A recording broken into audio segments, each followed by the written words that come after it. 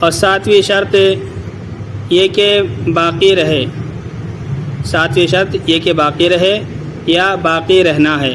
دیکھو یہاں بھی انہوں نے بقیہ یا بقا کو ان داخل کر کے مصدریہ بنا دیا، تو اس کا ترجمہ بھی ہم مصدر سے کر سکتے ہیں۔ اور ساتویں شرط باقی رہنا ہے، یہ بھی کر سکتے ہیں۔ ساتویں شرط یہ ہے کہ باقی رہے۔ من مقدم قدمی، قدم کے اگلے حصے میں سے، قدم کے پیر کے اگلے حصے میں سے، قدر ثلاث اصابع، 3 انگلیوں کی مقدار، 3 انگلیوں کی مقدار، من اصغر اصابع الید، ہاتھ کی چھوٹی انگلیوں میں سے، ہاتھ کی چھوٹی انگلیوں میں سے۔ اور ساتویں شرط یہ ہے کہ باقی رہے پیر کے اگلے حصے میں سے 3 انگلیوں کی مقدار، ہاتھ کی چھوٹی انگلیوں میں سے۔ اور ساتویں شرط یہ ہے کہ باقی رہے پیر کے اگلے حصے میں سے 3 انگلیوں کی مقدار، ہاتھ کی چھوٹی انگلیوں میں سے۔ فلو کان فاقدا مقدم قدمہ لا یمسح علی خفہ، تو اگر وہ اپنے قدم کے اگلے حصے کو فوت کرنے والا ہو، فاقدن فوت کرنے والا ہو، نہ پانے والا ہو، تو اگر وہ اپنے قدم کے اگلے حصے کو فوت کرنے والا ہو تو اپنے خف پر مسح نہیں کرے گا، تو اپنے خف پر مسح نہیں کرے گا۔ یہ مسئلہ پہلے یاد رکھیں کہ جب خفین پر مسح کیا جاتا ہے تو اگلے حصے پر 3 انگلیاں رکھ کر کے کم از کم اس کو اوپر کی طرف کھینچا جاتا ہے، 3 انگلیوں کی مقدار اس کا مسح کیا جاتا ہے۔ جیسے یہ انگلی کی جو موٹائی ہے اس کے حساب سے یہ 3 انگلیاں ہیں، اتنے میں مسح کیا جائے گا، اس طرح سے مسح کیا جاتا ہے۔ تو یہ مسئلہ ہے۔ اب اگر کسی شخص کی پیر کی انگلیاں کٹ گئی اور انگلیوں کے ساتھ ساتھ پیر کا جو اگلا انگلیوں سے جو ملا ہوا حصہ ہے وہ اتنا کٹ گیا کہ 3 انگلیوں کی چوڑائی کے برابر ہو گیا، 3 انگلیوں کی چوڑائی کے برابر ہو گیا، تو اب اس صورت میں اگر کوئی ایسا شخص جس کا اتنا پیر کٹا ہوا ہے خفین پہنتا ہے تو اس کے لیے خفین پر مسح کرنا جائز نہیں ہوگا۔ وجہ یہ ہے کہ مسح جو ہے اس جگہ پر ہوتا ہے جو اس کا جو اس کی کٹی ہوئی ہے، جو جگہ اس کی کٹی ہوئی ہے، تو جب وہ جگہ ہے ہی نہیں جس پر مسح ہوتا ہے تو اس کے اوپر مسح کرنے کا بھی کوئی فائدہ نہیں ہوگا، یعنی خفین پر مسح کرنے کا بھی کوئی فائدہ نہیں ہوگا۔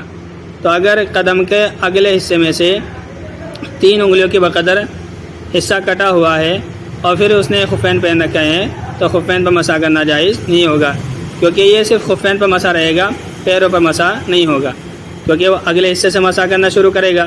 3 انگلی کے برابر اس نے مسح کر لیا تو وہاں پر اس نے مسح کیا ہے جہاں پر نیچے اس کے کوئی چیز ہے ہی نہیں، تو گویا کہ صرف اس نے پیروں پر مسح نہیں کیا ہے، صرف خف پر ہی مسح کیا ہے۔ تو اسی کہتے ہیں 7ویں شرط یہ ہے کہ باقی رہے قدم کے اگلے حصے میں سے 3 انگلیوں کی مقدار، ہاتھ کی چھوٹی انگلیوں میں سے۔ تو اگر وہ اپنے قدم کے اگلے حصے کو فوت کرنے والا ہو، فلو کان فاقدن، تو اگر وہ فوت کرنے والا ہو اپنے قدم کے اگلے حصے کو، لا یمسح علی خفہ، تو مسح نہیں کرے گا اپنے خف پر، اپنے موزے پر مسح نہیں کرے گا۔ ولو کان عقب القدم موجودا، ولو کان عقب القدم موجودا، اگرچہ قدم کی ایڑی موجود ہو، اگرچہ قدم کی ایڑی موجود ہو، یعنی جو قدم کا پچھلا حصہ ہے، ایڑی ہے، وہ اگرچہ موجود ہو، اگر اگلا حصہ کٹ گیا تو پھر مسح کرنا جائز نہیں ہوگا، کیونکہ خفے جو مسح کیا جاتا ہے وہ پیر کے اگلے حصے پر ہی کیا جاتا ہے، ایڑی پر مسح نہیں کیا جاتا ہے۔ اگرچہ پیروں کا پچھلا حصہ یعنی پیروں کی ایڑی موجود ہو۔ وَيَمْسَحُ الْمُقِيمُ يَوْمًا وَلَيْلَةً، اور مسح کرے گا مقیم 1 دن اور 1 رات، یعنی جو شخص سفر کی حالت میں نہ ہو، گھر پر اقامت کیے ہوئے ہو، گھر پر ٹھہرا ہوا ہو اور سفر میں نہ ہو، تو ایسا شخص 1 دن اور 1 رات تک مسح کر سکتا ہے، اور اگر وہ 1 دن 1 رات تک نہ اتارے بلکہ مسح کرتا رہے تو یہ جائز ہے۔ والمسافر 3 ایام بلیالیہا، والمسافر 3 ایام بلیالیہا، تو اصلی عبارت ہے والمسافر یمسح ثلاثۃ ایام بلیالیہا، اور مسافر مسح کر سکتا ہے 3 دنوں تک ان کی راتوں کے ساتھ. یہ بلیالی میں با جو ہے یہ ماہ کے معنی میں ہے، تو مسافر مسح کر سکتا ہے 3 دن ان کی راتوں کے ساتھ. تو مقیم صرف 1 دن 1 رات مسح کر سکتا ہے، اور مسافر 3 دن 3 رات تک مسح کر سکتا ہے. وابتداء المدت من وقت الحدث بعد لبس الخفین. وابتداء المدت، اور مدت کا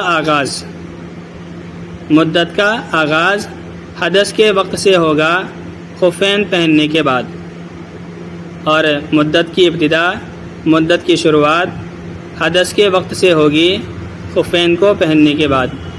یعنی خفین کو کسی نے پہنا اور پہننے کے بعد اسے حدث لاحق ہوا، اور جب اسے حدث لاحق ہوا ہے تو اس وقت سے شمار کیا جائے گا کہ جب اس وقت سے مقیم کے لیے جب 1 دن 1 رات پورا ہو جائے گا تو اس کے خف کا مسح بھی ٹوٹ جائے گا. تو جب حدث لاحق ہو رہا ہے اس وقت سے شمار کیا جائے گا. مثال کے طور پر ایک شخص نے فجر میں وضو کیا اور وضو کر کے اس نے خفین پہن لیے. اب اس کا وضو ٹوٹتا ہے 10 بجے اس کا وضو ٹوٹتا ہے. اب وہ چاہے 10 بجے وضو کرے یا نہ کرے، اور پھر وہ 10 بجے اگر وضو کرتا ہے تو مسح کرے گا، اور اگلے دن جب 10 بجیں گے تو اس کا مسح خود بخود ٹوٹ جائے گا. تو لازم ہوگا کہ یہ اپنا خفین اتار کر کے پیروں کو دھوئے اور پورا وضو کرے. یہ اسی طرح سے اگر وہ 10 بجے وضو نہیں کرتا بلکہ ظہر میں وضو کرتا ہے، تو ظہر میں اس نے وضو کیا تو تب بھی اگلے دن 10 بجے ہی اس کا جو خف کی مدت ہے وہ پوری ہو جائے گی. تو شروعات جو ہے حدث کے وقت سے ہوگی. جب خفین پہننے کے بعد جب حدث لاحق ہوگا تو اس وقت سے مدت کی شروعات ہوگی، اور مدت کی شروعات حدث کے وقت سے ہوگی خفین کو پہننے کے بعد. وَإِن مَسَحَ مُقِيمٌ ثُمَّ سَافَرَ قَبْلَ تَمَامِ مُدَّتِهِ أَتَمَّ مُدَّتَ الْمُسَافِرِ. وَإِن مَسَحَ مُقِيمٌ، اگر مسح کر لیا مقیم نے، اگر مسح کیا مقیم نے پھر سفر شروع. وَإِن مَسَحَ مُقِيمٌ ثُمَّ سَافَرَ قَبْلَ تَمَامِ مُدَّتِهِ أَتَمَّ مُدَّتَ الْمُسَافِرِ.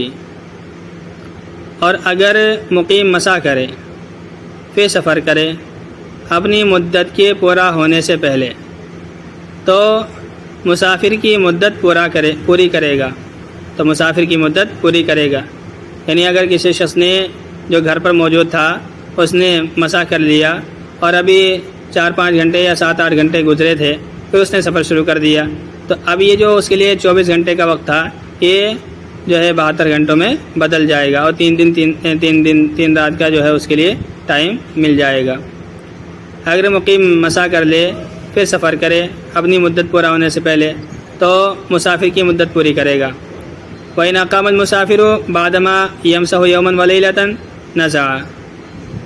اور اگر مسافر مقیم ہو جائے، وَإِنْ أَقَامَ الْمُسَافِرُ، اگر مسافر مقیم ہو جائے بعدما مسح، بعد اس کے کہ اس نے مسح کر لیا ہو 1 دن 1 رات، بعد اس کے کہ اس نے مسح کر لیا ہو 1 دن 1 رات، نزع تو خفین کو اتار دے، نزع تو خفین کو اتار دے.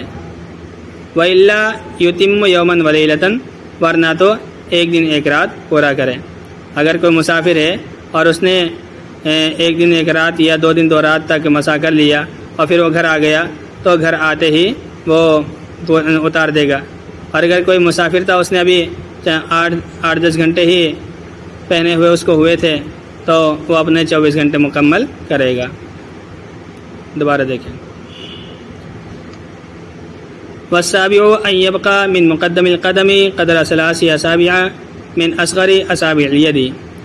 اور 7ویں شرط یہ ہے کہ باقی رہے پیر کے اگلے حصے میں سے 3 انگلیوں کی مقدار ہاتھ کی چھوٹی انگلیوں میں سے 3 انگلیوں کی مقدار. فلو كان فاقدا مقدم قدمه لا يمسح على خفيه. تو اگر وہ اپنے پیر کے اگلے حصے کو فوت کرنے والا ہو تو اپنے خف پر مسح نہیں کرے گا. ولو کان عقب القدم موجودا، اگرچہ پیر کا پچھلا حصہ یعنی پیر کی ایڑی موجود ہو.